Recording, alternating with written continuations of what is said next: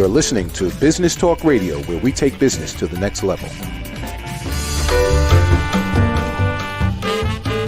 Today's show is sponsored by Dr. Jacalyn. Take charge of your life personally, financially, and professionally. Visit drjacalyn.com to book an appointment today.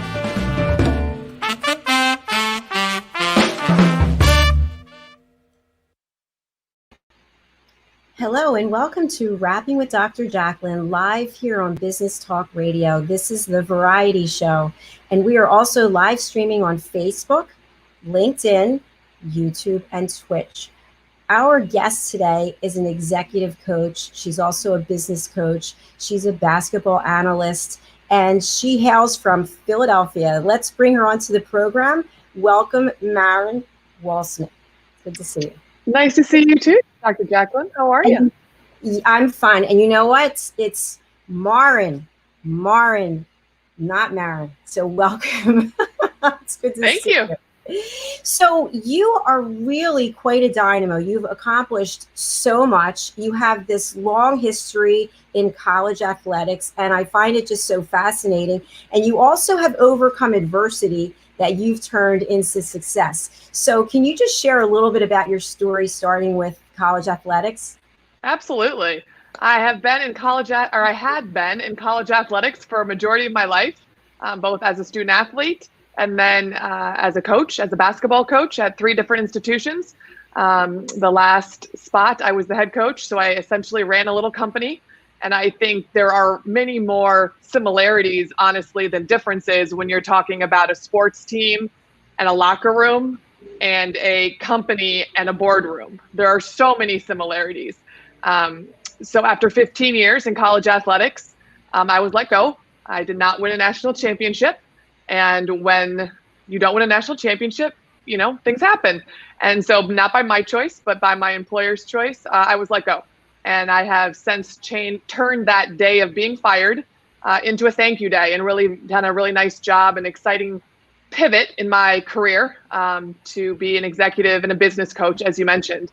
So, I've made the pivot. I'm still supporting and uplifting and empowering others, but the demographic is a little bit different. So thank you for sharing that. Let me just see if I understand. You were actually fired from your job, and you've now named that, you've taken that and turned it into success, and you're actually thankful that it happened. Basically, yeah. Yeah. So to everybody out there who is going through adversity a lot of times is an opportunity, correct? It is. And a lot of that is just because of your mindset. I loved my job. I didn't see it as a job. I saw it as living a passion, impacting lives, being around a sport that had given me so much. But at the end of the day, I was let go, and I had a choice. You know, do you sit around and mourn and become very frustrated and, you know, cynical and really doubt things, or do you pivot and see what else is out there? And so honestly, it was almost immediately. It was, you know what? You know, this is A is no longer an option. I have got to work on B right now. And so I did some self-evaluation. I obviously talked to some people, close family and mentors and peers, and decided that a pivot was a good thing. And where was I going to pivot? I had been preaching for 15 years to the student athletes that I coached and recruited. This is the one time in your life you get to be selfish. You get to choose the college that you want to go to. And so I really took some of my own advice. I got to choose the next career to embark on, and the journey and the next chapter of my book. So, you know, I really took my own advice and saw it as a positive and made it be a positive. And I'm very thankful for it at this point. I really love that. And, you know, I don't know anything about what it's like to be a head coach of a basketball team, but it seems like it's a lot of work, but it also sounds so exciting. And I'm wondering, what are some of the skills and the lessons that you learned doing that you're now applying as a coach? It is exciting and it is stressful. I would say that the number one transferable skill is how to build relationships, whether those relationships are with your peers, you know, within your program or within your company, or building relationships when you recruit. I was obviously recruiting student athletes, and now I'm recruiting clients. And so those same skills of building authentic, genuine, deep, rich relationships is a direct correlation, and something that, had I not had the practice and really refined those skills as a basketball coach, I would not be successful in what I do now. And so that's just one small area that I'm seeing the link. And what do you think it takes to really build a powerful connection or relationship with someone? That's like a loaded question, Dr. Jacalyn. There's so much we could unpack there, right? Yes. But I think we are all craving that connection. And when we think about who we connect with, it's people who listen to us, people who let us be ourselves. And so, again, whether it's peer to peer, employer to employee, boss to subordinate, coach to player, whatever that looks like, it's letting your ego go, putting yourself to the side and being present for that other person. And that can look a lot of different ways depending on the relationship, but really allowing the other individual to be themselves in a very judgment-free environment creates trust. And then that trust allows you to challenge or question in a positive way, or empower and uplift that other person. And that's really where the connection, stems and is developed. But it comes from trust, and that comes from being able to be heard and listened to, and know that you're not being judged for being whoever you really are. I think it's so important that you just hit on judgment-free. And I wish that, we all make New Year's resolutions. I just think it would be fabulous if everyone decided to stop judging one another. That would be such a beautiful world. Wouldn't that be great if we were just all charge neutral? Yeah. If however we presented ourselves was who we could be all the time, things would be a lot smoother. I think you're right. For sure. So I'm also wondering, as we come to the end of this year, and you had already talked about whether the team is a basketball team, whether it's a boardroom, whether it's an organization, we have to look to next year and some of the lessons that we've learned collectively as a society and also as individuals. How do you actually build a cohesive team going forward? So for 2021, what would your suggestions, your recommendations be for that? I've had a lot of conversations about building your team, and I've had a lot of very personal conversations in my role as a leadership coach or a personal coach with some of my clients. And when we think about it, who and what do you need to be the very best version of yourself in 2021? We've all learned a lot of lessons through 2020, and some things have been highlighted, some things have been exposed. But when we think about moving forward and how do you have a championship, this is the sports part of me coming out, so bear with me, right? How do you have a championship season in 2021 where you are the MVP? First of all, you have to understand that's not being selfish. That's rising to the occasion and giving the world your best self. So how do you do that? You have to reflect on yourself and your surroundings of where are your blind spots? Where are your weaknesses? And who can you tap that might already be in your life, but that might need to be introduced to you to fill some of those gaps or fill some of those holes that you're experiencing. And what comes to mind for me, is who's in charge of running your household? Is that running efficiently and effectively and smoothly? How about your career? Are you over the moon ecstatic with your career path, your trajectory, who you're working with, what the mission of your company is, or does there need to be an evaluation there? I think it's very easy to think about a coach when it comes to physical fitness, but where are you going and who's in charge of helping you stick to the game plan when it comes to your health and wellness? Are you just hoping that it all works together? Or do you have a plan for that? Is there somebody on your team who is holding you accountable to that area? Obviously, we all can think of like the financial component, right? Do you regularly meet with or have conversations about your finances? Is that a gap? Is that a hole in your life that your team could elevate some of those skills so that your life is upgraded a little bit? Another component would be, your spirituality. Is that being filled? Is that cup being replenished on a regular basis? And so, taking an overall scan of what your successes are, what your dreams are, what your goals are for next year, and then really supporting yourself with team members who can help you, who are willing to empower you and challenge you and uplift you and support you so that you can be that MVP of next year. Now, the caveat is you have to be willing to be a teammate to somebody else. This isn't all about just take. But when we give, it's much easier to receive at the same time. So I know I just threw a lot at you there, Dr. Jacalyn. So I'm sorry if I was all over the board, but I get fired up when talking about your own personal team and how to put together your team so that you are upgraded and elevated so you can have, a championship season in 2021. You brought up a lot of really good points because I think, I know in the past until I had, I did a lot of work on myself. I continue doing work on myself. We put things on autopilot and it's just like, oh, things are just running the way they're running. You're not even doing a health check to find out, are things running efficiently and effectively or just the same way that they've always been because you just don't feel like with it. And you brought up something else.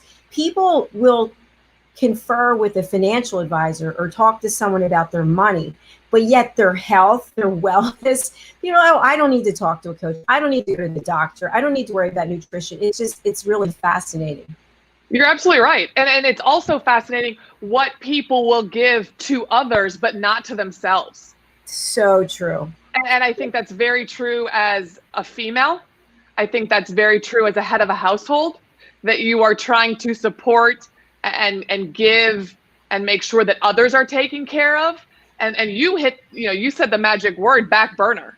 It's so easy to put your own needs, not desires, not wants, but needs on the back burner for your family members or for other people on your, or to be on somebody else's team rather than see, I'm worth the red carpet treatment too. And who am I, surrounding myself with that's filling my cup and helping me with the game plan in those areas? Because I can orchestrate that for others, but you deserve to orchestrate it for yourself as well.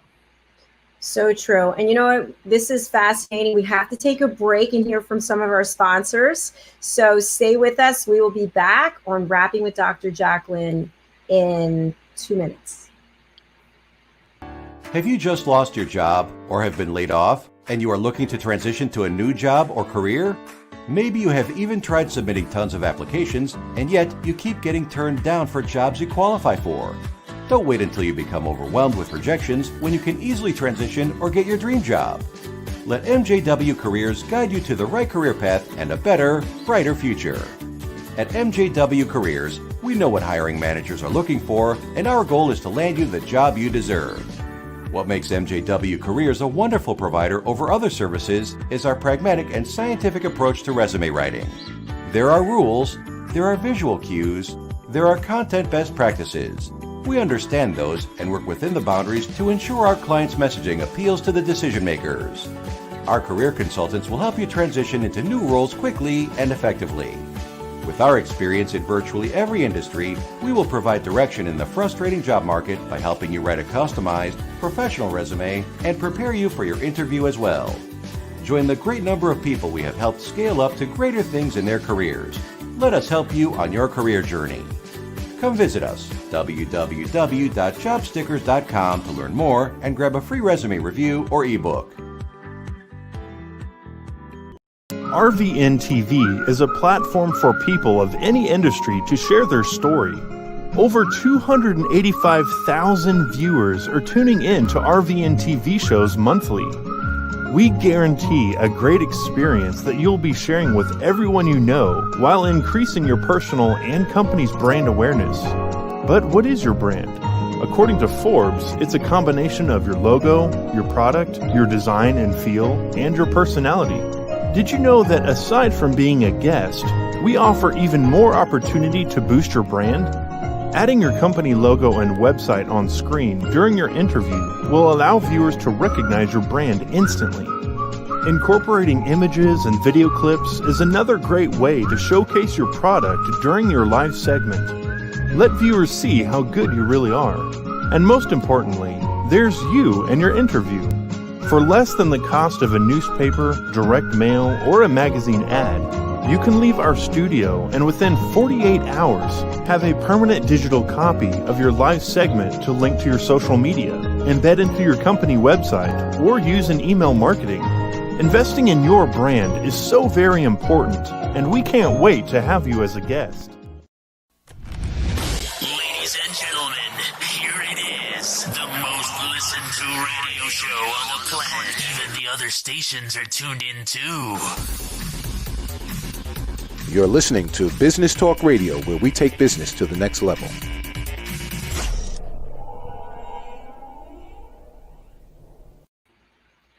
Welcome back to Rapping with Dr. Jacalyn, live here on Business Talk Radio and social media. We have a great guest. She's accomplished so much. She actually is in a second chapter of her life, I would say. Her name is Maren Walseth. It's so good to have you back with us. We were having some really fascinating conversations about your college athletics career, being a head coach, and now you're still coaching, but in a different way. I love it. You said the second chapter of my life. In some respects, I feel like I'm on chapter, 38 or something crazy like that. Maybe the second chapter of my career. Maybe that's the way we should say it. Or maybe that's even the third or fourth. I'm not sure.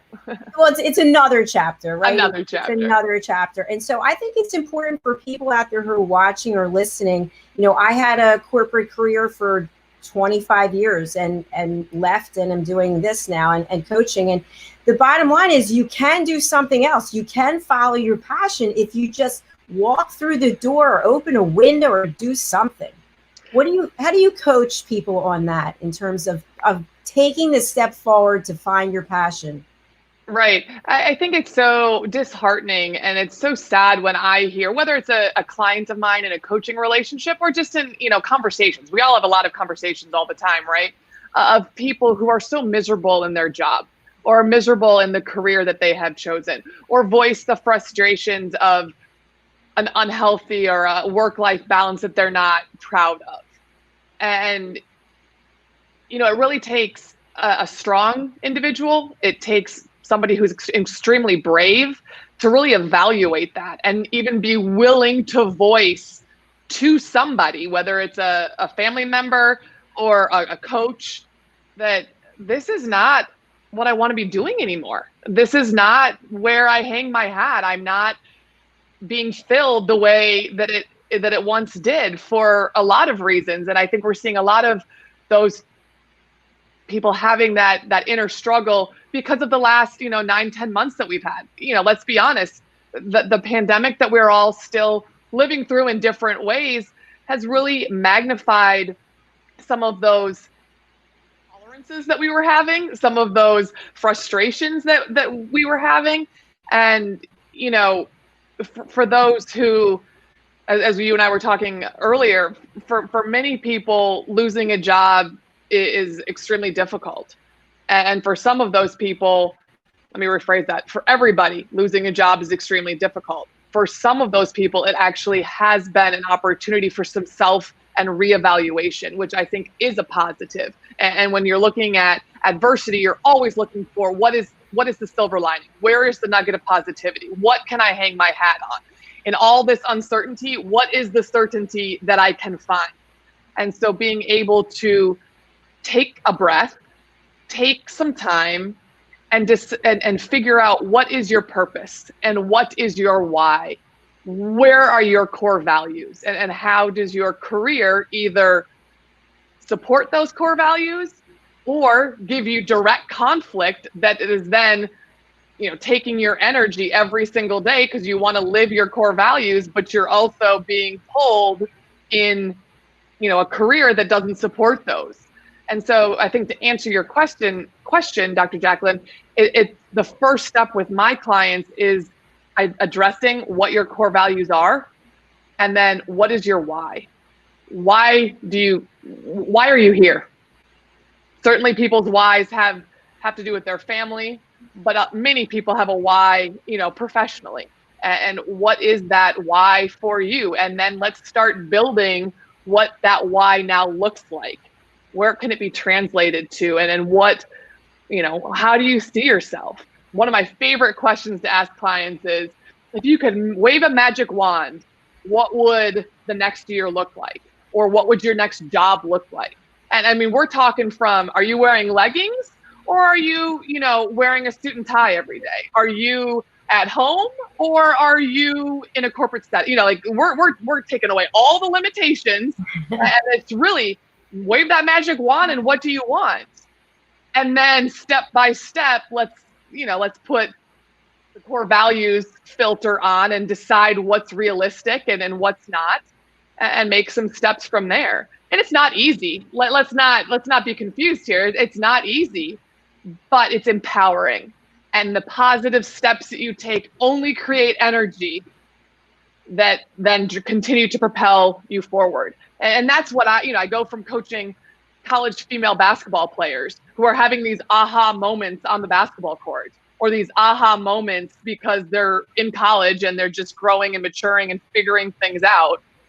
I'm still having those aha moments with my clients who are making positive steps in their lives, or changing careers, or figuring out the next step, with whatever their piece of adversity or their hurdle is right now, how to manage that, how to overcome that. And you're still seeing these aha moments. And to me, that's my why, to help support other people achieve things that they want to achieve. It just looks very different, but it's the same. It gives me the same emotional rush, that's for sure. Yeah, I can see in your face, you're all lit up and excited. I mean, you found your passion. And I think that's important for people to realize. You said something that really resonates, especially with me. It's not easy. Don't think it's going to be easy. But to get to where you want to go, you're going to have to do some work. And I know for me, I didn't know anything at all about interviewing people, about producing shows. Now I have 5, and that's in 4 months. So in a pandemic, so yeah, it's possible. Yes, and it's an incredible amount of work. I can't even tell you. And there's no dollar signs that could equate to what I was making before. But I am so pumped up about what I'm doing, just like you are. Now, I want to talk a little bit. We know, especially in Philadelphia, there have been a lot of businesses that have closed, right? A lot of restaurants. People are going through really hard times. They took their money, they invested it in their business, and now because of the pandemic and because of regulations that are out of their control, they might be out of business, they might be going bankrupt. And so people are looking for ways to turn their lives around. And so I want to hear what you have to say. I know for me, the first thing I think somebody has to do is take a breath, right? You take a breath and you say, okay, this is what happened. And there's going to be anger, right? There's probably fear. What am I supposed to do now? So you identify that that's what you're feeling and you let it go. And then you have to come up with a plan. And you said this earlier. The plan can have multiple parts. I know with my plan, it was when I left my corporate job, A, B, and C. And it took between B and C, very close to C, and it happens. So what would you say if somebody had a small business in Philadelphia on Walnut Street and the business is closed and they come to you? How would you coach them? First off, you're absolutely right. You and I being fairly close to the same city, in the same city here, just seeing and feeling and personally knowing the challenges that some of these business owners, big businesses, small businesses, are going through. It is just heartbreaking to see so many lives impacted financially, not even to mention the physical and the health related issues that, COVID has brought on to so many. What I heard you saying was identify your emotions. Mm-hmm. We must identify those emotions and give them all the credit that they deserve, and then choose to be unemotional when having the business conversation. And that is extremely hard. Think about the family-owned jewelry store or the family-owned restaurant. Who are we having these conversations with? Our family members. And this is very emotional for people to have those conversations. And that's where working with a business coach or working with a life coach, somebody outside who cares deeply about your success, but who's not in the mud with you, so to speak, doesn't have that same emotional tie, can really help center you and bring you back to let's talk numbers and nuts and bolts rather than the filter of our emotions. We're human. You and I are female. We've got a lot of emotions, and sometimes separating those from the task at hand can be really, really challenging. So with my clients, it is very much let's talk about these emotions. Let's identify them. Let's own them, and then let's choose to, for the sake of the conversation, move past them. And that's really my job, right? To kind of hold that framework and hold that container, allow the emotions to enter, but then we really got to put them away. And it doesn't happen in one conversation, Jacalyn. These things take time because, as we said, they're hard and it's scary when you're thinking, I've spent 25 years running this pizza shop. Where is my income? What am I going to do? What am I leaving for my family? There's a big identity crisis that goes with that. What do we have to get rid of the business, or what are other steps that maybe, again, if we could wave our magic wand, what are other options? And let's explore some of those options. And again, having that conversation with a family member in the business might be impossible. You might not get anywhere, but working with a coach. And now here, let's go back to who's on your team, right? You want a better 2021 than you had of a 2020. And certainly it looks like things will be changing with COVID. We can hope. But who's in charge of the small business that's such a big part of your life? Who's helping you with that game plan? Who's going to hold your feet to the fire, so to speak, and keep you moving on whatever the plan is that you've come up with? And that's where having somebody on your team, that's their sole responsibility on your team. They're not in charge of, getting the kids to school. They're not in charge of, your fitness plan too. They just have one piece of the pie. That's an important piece, and that's an important part of who's on your team so that you are successful. Very well said. And I think you also touched on something else that's important.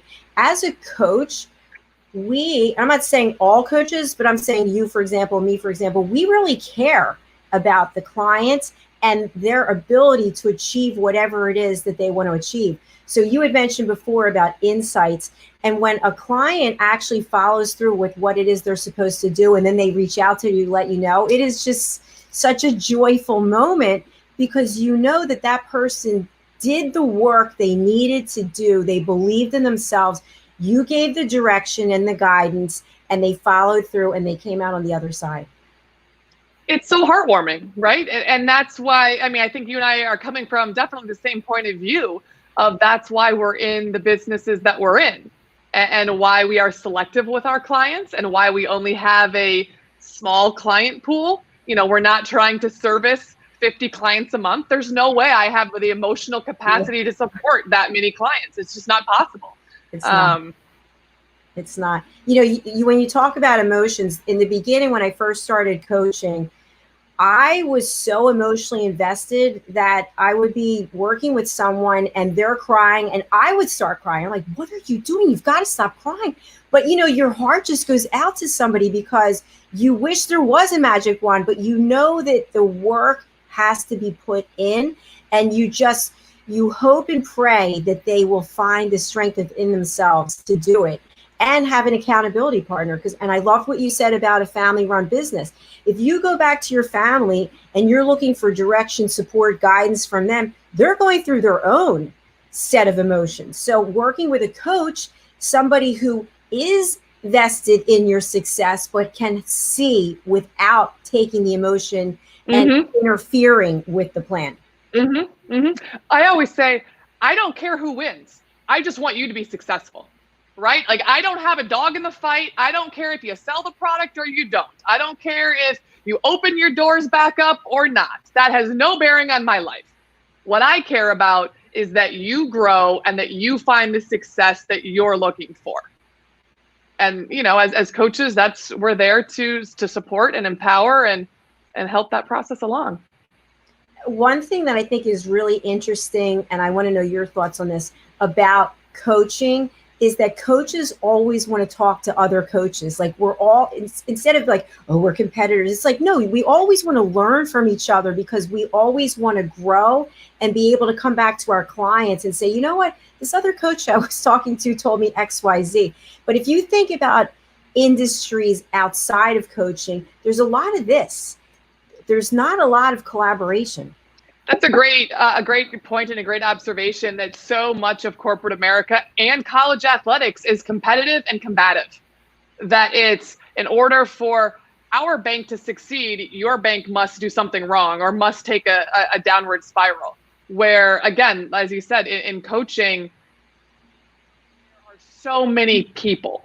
There are so many people in need of coaching. There's so many coachees, as they say, that us coaches, we can't possibly serve them all unless we talk, unless we share. And there are some people that, you know, are not the right fit for me. And so when I interact with a potential client and it's an area or a topic that is not my expertise, but I know somebody that I can refer them to, that they can have those aha moments with, that person deserves me to have that network and to be able to pass that on. You know, it's not all about, can I win? Again, it's about the clients. How can we as a coaching community support our clients by ensuring that they find the right person? That is another spectacular point. I know when I first started coaching, I got certified, and people would contact me through Yelp. And they wanted to know, do you do grief counseling? Can you help me talk to my dead brother who had passed on? Can you help me with this? Can you help me with that? And I thought, you can't be everything to everyone. And you and I actually discussed this when we first had our conversation. It's hard to narrow down the niche, but you have to do it so that you're an expert in a certain area. So when that's not your area of expertise, you refer it out, like you just said. I'm working with a client right now in a middle management position in a very large national global company, and it's around a promotion, and is this something that is good for her, et cetera, et cetera. And she asked me if I could help her with her resume. No, there's not one part of that I want anything to do with. Could I? Absolutely. But that's a lot of effort and a lot of energy on my part. And I don't know that I would do her the service that she deserves. And so it's very easy then, to connect the dots to a resume, in my world and this coach's world, a resume expert. And, I'm not losing a client. I'm helping this client, with another facet, another angle, another arm. And, I've heard they've connected and it's going well. So perfect. That's one topic that, I can't and I don't want to support, but she still gets the support because of the resources and the connections that we all coaches have. And would you say that, let's say you obviously could have helped with that, but that's not your passion. So you referred it out to someone else whose passion it is. Mm-hmm. Because, the passion, you made the observation, like you can tell I get excited about, things, right? And so I wear my heart on my sleeve, and my clients know exactly what they're getting. And so they know exactly when I'm not into it, when this is a stretch for me, when this is not my area of expertise, when this is taking a lot of energy to give them, a subpar. They deserve more than that. Absolutely. And I want to talk about your energy. We have a comment here. Let's see. From Debbie, such a good point. Stay in your niche so you can use your energy to serve the client's highest good. Wow. Thank you, Debbie. Anything? Excellent. Yeah, that's really terrific. Thanks for watching. So when we think about energy and taking care of ourselves, right? Because before you can take care of someone else, you have to be able to take care of yourself. So what do you do to keep yourself looking great and feeling well? Well, thank you. I think there's taking care of yourself and also your own personal growth and development. And those, in my world, those are two very different things. One being my skills and services, and one being my self-care. And so, with my college athletic background, working out and staying physically fit and eating a clean diet and having healthy habits, is very important to me. Yes, I do eat pizza. I do drink soda. I'm not like so straight and narrow. But I value that. And I know that I operate my best non-competitive athlete. I just operate my best when I have taken care of myself. On the other side, I owe it to myself. I owe it to my clients to constantly be evaluating and upgrading my skills as a coach.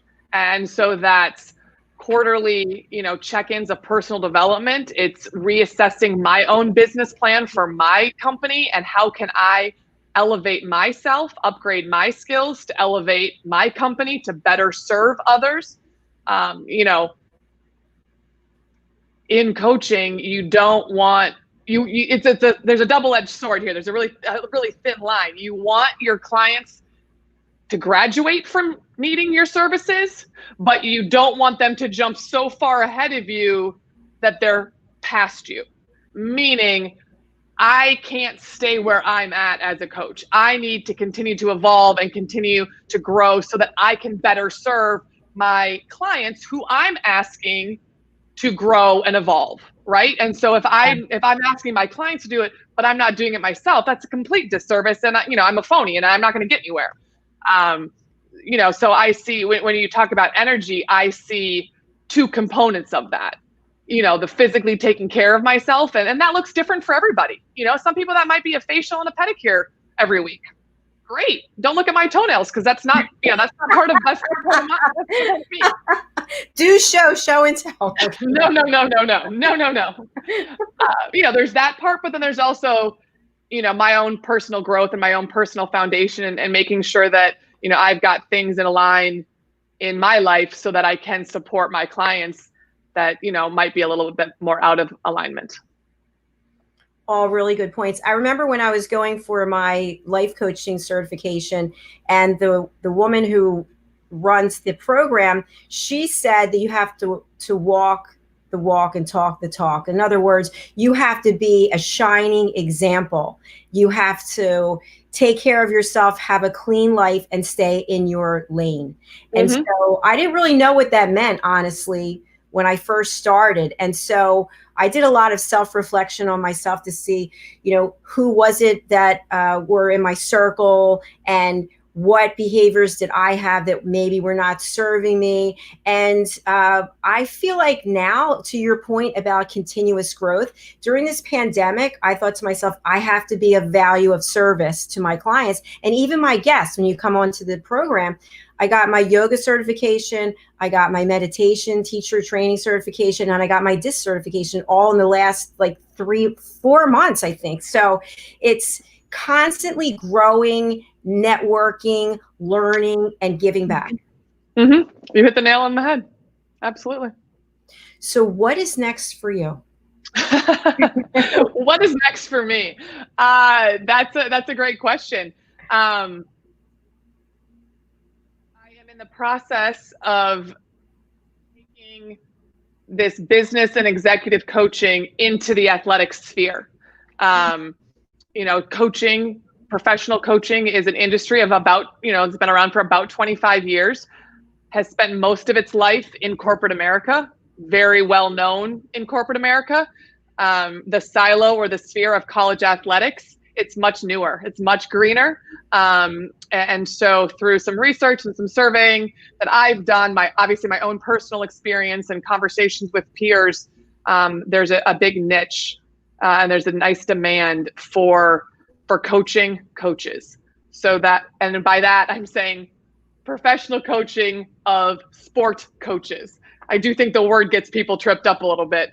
But being able to unroll some programming specifically for sport coaches, and I guess right now college coaching, college coaches that, you know, is open and accessible as a workshop, and then with coaching individual and or group coaching options.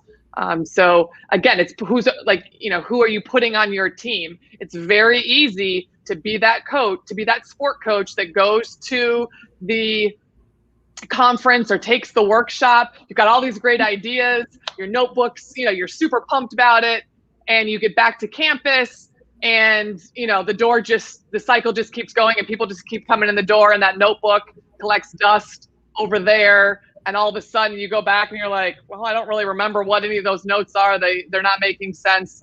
Forget about it. And what happens? Your own personal development goes on the back burner. And so having options and having coaching accessible to keep that personal development and that personal growth, as well as your professional development, professional growth within the sport industry and college athletics. I guess I gave you the long answer to what the next step is in trying to serve my community and serve, you know, people and passions of mine. Well, I wish you the best with that. I think as a coach, it's important to have a coach, right? So why would that be any different in sports? It's the same thing. We all need accountability partners. We all need people on our team. And it sounds like a great concept, and I'm sure it's going to come to fruition because you have that drive and that determination and that energy. Thank you, Dr. Jacalyn. I appreciate it. So what's the best way for people to reach you? I have a website that has all the ways you can contact me. It is my name, so marenwalseth.com. And there's my calendars there. You can reach out via email. You can contact me. I have a newsletter if you'd like to subscribe to the newsletter with tips, leadership tips, thought-provoking comments and concepts, all to just kind of keep your mind going and keep you moving forward. My thing is, you never know who's watching or who's listening or when it speaks to them, right? You know, you could hear the same thing 3 times and it's not till the 4th time that you realize it's actually speaking right to you. But my website is marenwalseth.com, and you can go from there to reach out if that's something, if you feel I can be of support.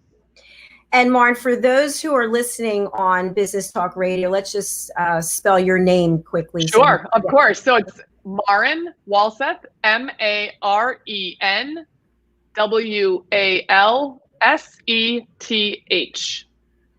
And Maren, I just have to apologize for messing up your name when we first came on the program because I only asked you like 10 times. So what's the history of your name? Because I know I had asked you because I've never met a Maren before. So what is the history of the name?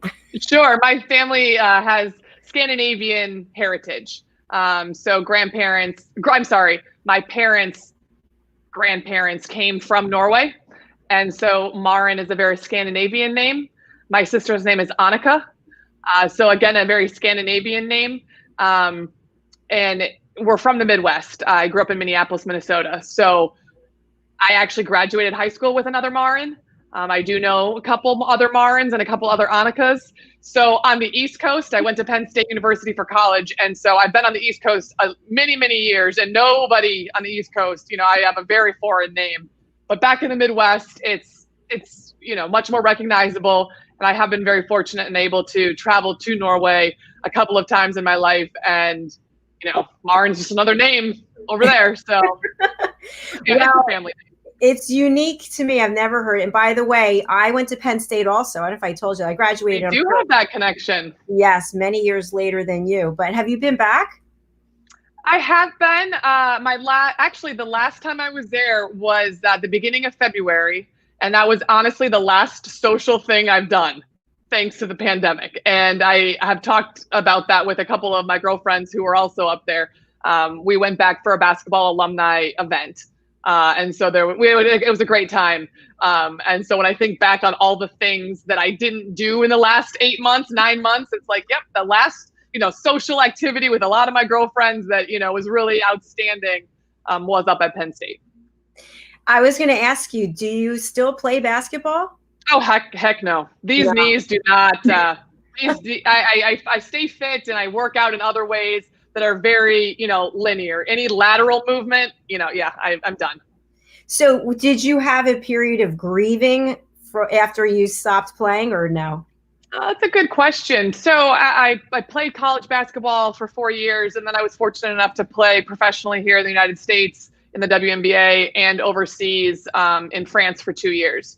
And I loved it. I will always be able to say I was a drafted professional athlete, and I hang, that I hang my hat on that, and I am very proud of that. But it does take a toll on your body. And so my body just wouldn't let me keep playing. So I didn't necessarily grieve. I do know, and I do know, other people who have had to give up a sport because of injury, and all of a sudden one day it's done. And that's, a huge identity. There's a huge identity shift there that is very challenging for some people to cope with. I just kind of deteriorated over time. And so when I was finally done, I was actually kind of happy I was done because my body just physically couldn't take it anymore. And that allowed me to get into coaching because I wasn't going to quit. I was not going to quit. I'm not a quitter. So I was never going to voluntarily hang my shoes up. But my body made me hang my shoes up. And so I was able to get into college coaching, which was a great passion for 15 years. I'm sure there's a lot of people out there who are envious that wish that they had the opportunity to do that. But I think also it's really good that you listen to your body because our body does communicate things with us. And we're just like, oh, I'm going to keep going. I'm going to keep going. I've seen people, I'm 57. So I have some friends in their 60s playing tennis with, the giant knee brace and then it's double, triple wrapped and they're getting shots. And I'm thinking, I don't know, man, maybe it's time to stop playing. So you're right. Listen to your body. And I do that a heck of a lot better now than I did, 20 years ago as a competitive athlete. Yeah, I think all of a sudden one day we get a wake up call and we pay attention. But one thing I really miss in terms of working out, I got obsessed with solid core. Have you heard of it? I have. I've never taken a class, but I've heard it's a good workout. Unbelievable. In March, I was 2 classes short of my 300th class. And I was all pumped. I was going to go. My birthday's March 26th, and I was going to go to Boca where my mom was, and I was going to take 2 classes in a row. That's how I was going to celebrate my birthday. And then boom, the pandemic. And so I'm looking forward to getting back to that. But talking about working out, I like to do things that at my age, maybe I shouldn't. I'm talking about my friend playing tennis, but if you can push your body is receptive and you can get stronger. I think that's mentally, it's really stimulating. And it's also when you see people in their 20s and you're there, I have my gloves on, I have these things on my elbows and you're doing army crawls and push-ups. And it's just like, it's so exhilarating. I can't wait to get back to it. And there's a direct correlation between doing hard stuff in the gym and doing hard stuff in life. And that's a huge principle that we talked about in all the sports teams that I was involved with, right? That college sports was just a little microcosm of the real world.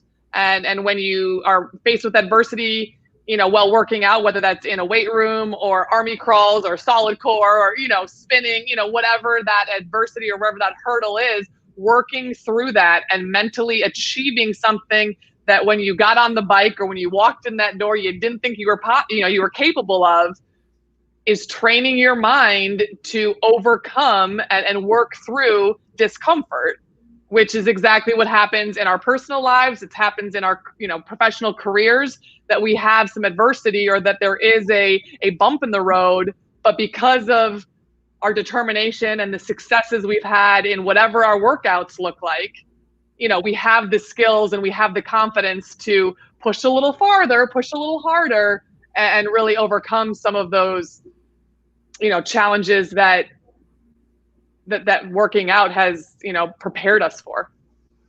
You really hit the nail on the head with me, because I think I shared with you, I have 3 autoimmune illnesses. That one of them is ulcerative colitis, and I was diagnosed in 1991, I think. And so it's really been difficult. But anyway, when it comes to working out, I feel like I can help myself physically by pushing myself in every way I can. So I started with what used to be Bikram Yoga. Somebody told me, oh, you need to try this Bikram Yoga. And I remember when I first started in Boca Raton, Florida, the room's 105 degrees. And the guy, Ron, who owned it, he was a sweetheart. He had the space heater. So there was the heat, but then he also had the space heaters. And so I would be right in front of that heater. And I would be like, you know what, God, if I'm going to go, let it be now during this class, because I am pushing myself to the ultimate limit. And then when he stopped having the heaters out, I was so upset. I was like, no, I want it to be harder. I want it to be more difficult. Sure. It helps you. It's like CrossFit, right? Very hard workouts. Absolutely. But what you train yourself to overcome is not just singular. That goes in all aspects, and there's a ripple effect, to all parts of your life. The hardest part is just the starting and the commitment to it. And then you reap the benefits, in so many areas. Well, keep doing what you're doing, because you do have this glow about you, and people need to have a glow, right? So you're radiating, and that's going to be picked up by somebody else. So you're out there touching lives, making it happen. And we went way over our time, by the way. I didn't even run the second set of commercials. So I was so engaged with the program.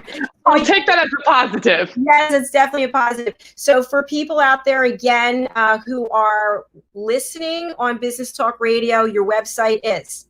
My website is www.marenwalseth.com. And it's Maren, like bar in, Maren. There you go. I wrote that down 10 times and still messed it up the first time. So anyway, it was a pleasure having you on the program. Any final words?